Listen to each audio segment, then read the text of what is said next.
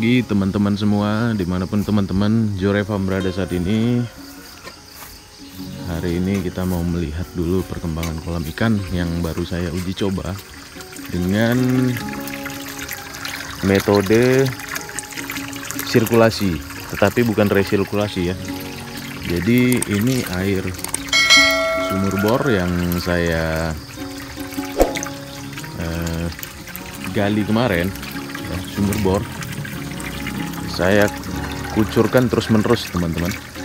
Nah, perkembangan di hari pertama ini ikan-ikan aman-aman aja ya, tidak ada tanda-tanda kematian pada ikan kita. Jadi di sini kita tetap memakai sistem SLO sehingga kotoran ikan bisa keluar dengan leluasa dari sini teman-teman. Tapi kolam ikan masih tetap jernih seperti biasa ya.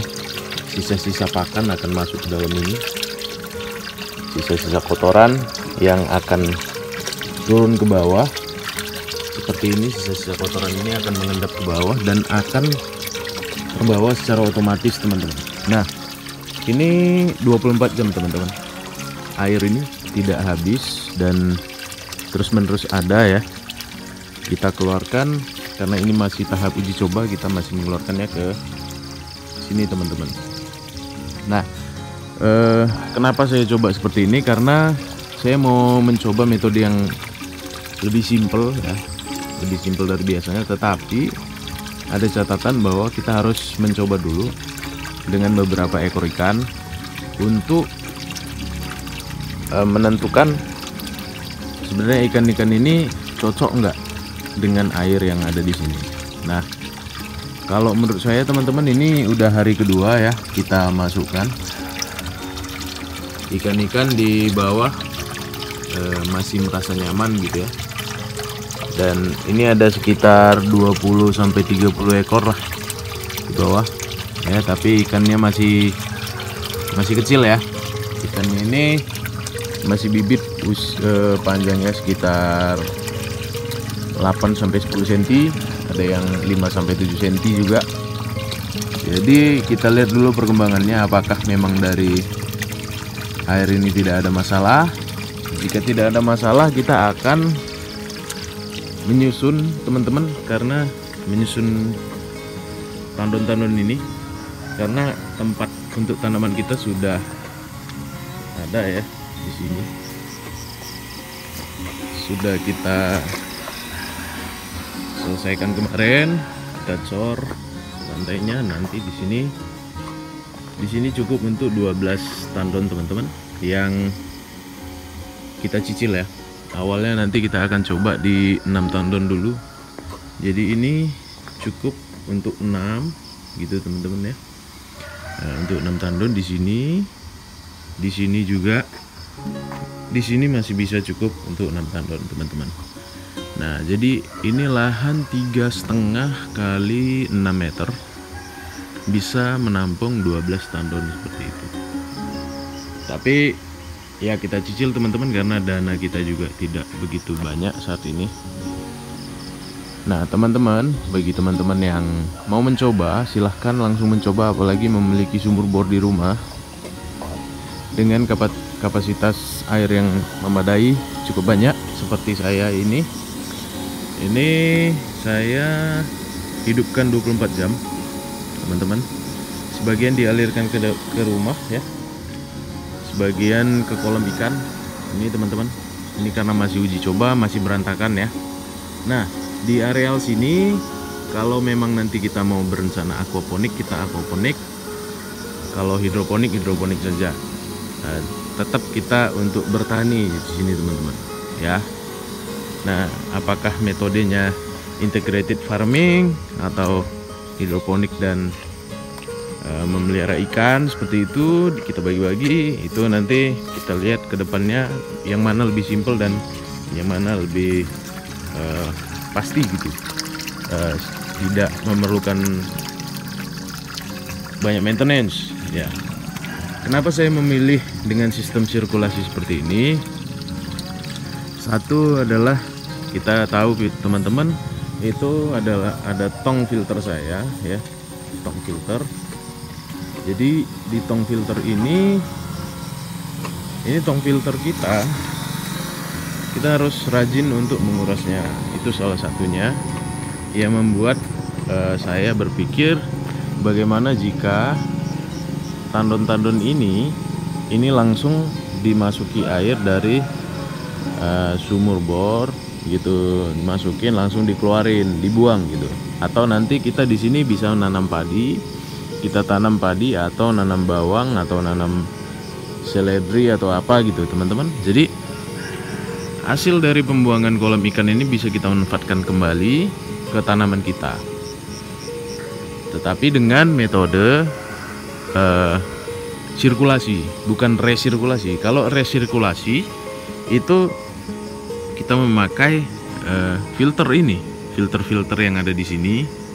Ini jaring nelayan, ada tutup botol gitu ya.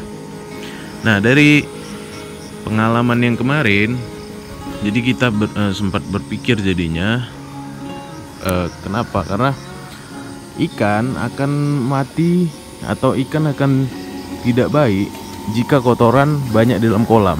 Sehingga kita berpikir bagaimana caranya air di dalam kolam ini bisa bagus terus-menerus atau fresh. Nah, jadi kita berpikir teman-teman, bagaimana jika kita memasukkan air terus-menerus ke sini walaupun dengan tidak memakai debit yang sangat kencang seperti ini. Ini pipa 3/4 kalau nggak salah ya teman-teman. Nah, dengan pipa ini selang 3/4. Debitnya ini teman-teman sangat kencang ya. Saya memakai pompa 200 watt itu, ini keluar kencang, di rumah juga masih bisa keluar kencang teman-teman. Nah, dengan memasukkan air terus-menerus, kita bisa mendapatkan kualitas air yang sangat baik ya. Tetapi kita perlu uji coba apakah ikan-ikan kita ini senang gitu di dalam. Apakah dia senang atau enggak? Apakah dia bisa hidup? Kita uji coba selama seminggu. Nah, itu uji coba selama seminggu. Saya tanya dengan pakar ikan ya, teman saya di Jawa. Dia bilang jika air itu dari sumur bor, kita harus perhatikan dulu pH air yang pertama dan kadar Fe, kadar mineral ya, besi gitu, tinggi atau tidak. Nah, kalau saya cek TDS air ini itu tidak lebih dari 150, dia hanya 110.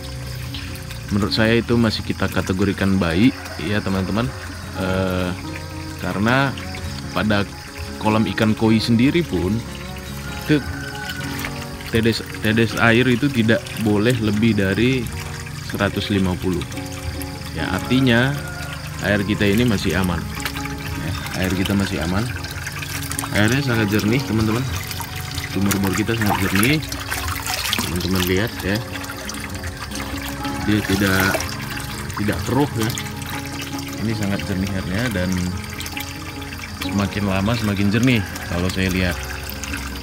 Nah teman-teman, perlu teman-teman ketahui bahwa sistem apapun di dalam budidaya ikan, khususnya ikan nila, itu sangat tergantung pada peternaknya ya. Artinya itu tergantung kita sendiri memilihnya, bagaimana metode yang terbaik untuk diri kita sendiri. Maksudnya seperti apa? Jika di daerah teman-teman sumber air banyak ya, teman-teman bisa memanfaatkan air itu.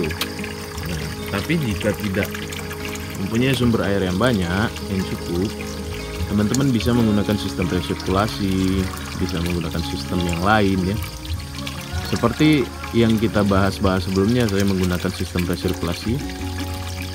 Nah, tapi pada saat ini kita menggunakan sistem sirkulasi ya, sirkulasi air tetap bersirkulasi tetapi menggunakan air yang baru terus-menerus.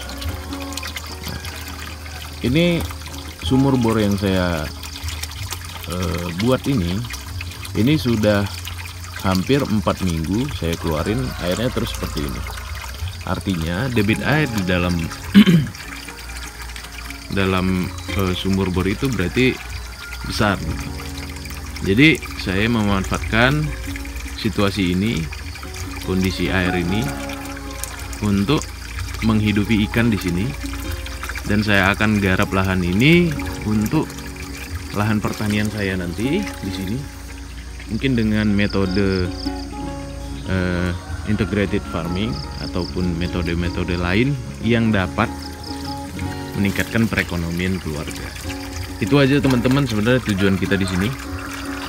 Dan juga bagi teman-teman yang memulai sistem resirkulasi, saya sarankan untuk selalu memperhitungkan debit air yang masuk seperti ini. Dan inilah SLO yang saya bilang ya. Ini juga berlaku pada sistem sirkulasi karena apa? Kotoran di bawah akan diserap ya, akan diserap oleh ikan, teman-teman ya. Teman-teman lihat ini, kotoran-kotoran akan keluar di sini. Kotoran ini akan mengendap turun ke bawah, akan keluar di sini. Ya, teman-teman. Mudah-mudahan video ini akan kita lanjut terus-menerus. Sistem sirkulasi yang kita lakukan ini akan kita lanjutkan. Mudah-mudahan ikan kita aman selama dalam waktu 1 minggu ini. Oh iya teman-teman, di sini akan, jika ini berhasil, ikan ini hidup dalam seminggu, saya akan menambahkan aerator dan kita akan memindahkan ke lokasi sana ya, lokasi situ. Jadi di sini akan kita isi 150 sampai 200 ekor aja. 150 dulu lah kita coba di sini dengan metode sistem sirkulasi. Mudah-mudahan sistem sirkulasi yang kita jalankan ini dapat berguna bagi kehidupan ikan-ikan kita dan dapat menambah income lah untuk kita teman-teman. Mudah-mudahan video ini bisa bermanfaat untuk teman-teman. Mohon maaf selama ini kita jarang update karena memang situasi pindahan ataupun situasi mempersiapkan kolam-kolam ini butuh waktu yang tidak singkat gitu teman-teman. Mudah-mudahan video ini bisa bermanfaat buat teman-teman. Kita akan ketemu di lain waktu, mungkin esok ya, atau nanti sore saya akan upload video lagi untuk saya mau cek lagi kondisi ikan saya. Oke, jangan pernah patah semangat untuk ternak ikan di rumah karena ketahanan pangan itulah yang sangat penting saat ini. Apalagi di pandemi COVID yang belum berakhir sampai saat ini. Mudah-mudahan teman-teman dalam keadaan sehat semua. Akhir kata, kami Joreva mengucapkan banyak terima kasih bagi teman-teman yang sudah menonton, dan jangan lupa subscribe dan share ke teman-teman kalian jika video ini bermanfaat, dan tonton video-video kita sebelumnya supaya teman-teman bisa mengerti bagaimana kita memelihara ikan di rumah dengan lahan sempit. Oke teman-teman, terima kasih sudah menonton. Sampai jumpa di video berikutnya.